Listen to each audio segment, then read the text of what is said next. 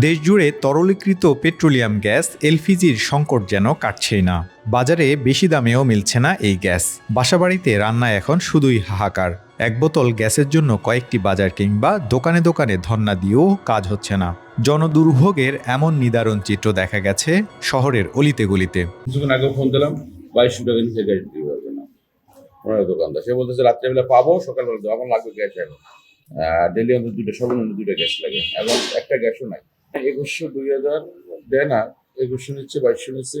তার মানে খুচরো তার কাছে যেভাবে পাই, অনেকে দিয়ে আসছে না, অনেকে অস্বীকার করে, তেল মারিয়ে তার বাবার ঘরে লাগে গ্যাস। ওদিকে কোনো লাকড়ির ব্যবস্থা নেই, গ্যাসেই রান্না বান্না করতে হয়। এমন এই গ্যাসে রান্না বান্না, শীতটা পড়ছে পুরোপুরি, অনেকেই শোচনীয় অবস্থায় আছি, গ্যাসের ব্যবস্থাটা করতে পারি না।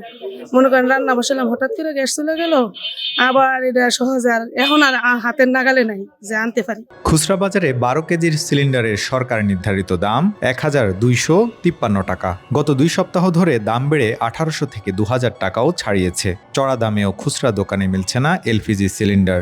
না, আমরা তো অসহায়ের মতো, আমরা তো হঠাৎ করে চাইলেই একটা মেনু চেঞ্জ করতে পারি না, বা আমরা চাইলেই হঠাৎ করে দাম বাড়িয়ে দিতে পারি না। এই গ্যাসগুলো কালেকশন করি, তারা হচ্ছে ব্ল্যাকে কিনে আমাদের কাছেও ব্ল্যাকেই সেল করে, মানে অফিসিয়ালি কোনো ডকুমেন্টও দেয় না, বা কোনো মানে পরিচয় দিতে এখন মানা করে, কারণ ওরাও কিছুদিন আগে একটা জরিমানার শিকার হয়েছে। যে গ্যাসটা একসময় 1300 টাকা 1400 টাকা দিয়ে কিনতাম, সেই গ্যাসটা হচ্ছে আজ আমাদের 2200 টাকা 2300 টাকা বা 2500 3000 টাকা দিয়ে কিনতে হচ্ছে। 12 কেজির যে গ্যাসটা, 12 কেজি গ্যাস দিয়ে যদি আমি 10,000 টাকা সেল করতে পারতাম, এখন ওই 10,000 টাকায় 12 কেজি দিয়ে আমি করতেছি, কিন্তু আগে ছিল 1400 টাকা, এখন হচ্ছে আমার 2500 টাকা 3000 টাকা। এদিকে খাবার হোটেল এবং রেস্তোরাঁ ব্যবসায়ও পড়েছে দাম বৃদ্ধির নেতিবাচক প্রভাব।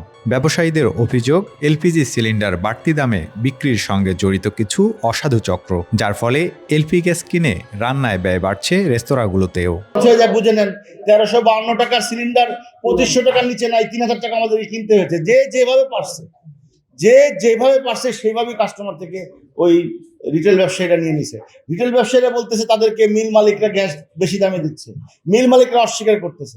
মিল মালিকরা বলতেছে আমাদের ইম্পোর্ট হয় নাই, জাহাজ পাই নাই, নানান অজুহাত। কোনো অজুহাত হইলেই ওইখানে যুদ্ধ শুরু হয়েছে, এখানে স্টক আছে, আরেকটা স্টক আসলে তো দাম বাড়বে, কিন্তু এর আগেই তারা আমাদের কাছ থেকে হাতিয়ে নিচ্ছে। এটা তো বাংলাদেশের আজকে নতুন না, সবকিছুতেই একই অবস্থা। আমদানিকারকদের ভাষ্য, সাম্প্রতিক সময়ে নিষেধাজ্ঞার আওতায় পড়েছে 130টি জাহাজ, আর এতে এলপিজি আমদানিতে তৈরি হয়েছে সংকট। তাদের মতে, ধনী দেশগুলো বেশি দামে ভিন্ন উৎস থেকে এলপিজি সরবরাহ করছে, যা বাংলাদেশের অর্থনৈতিক বাস্তবতায় সম্ভব নয় বলে মনে করে LPG operators association of Bangladesh.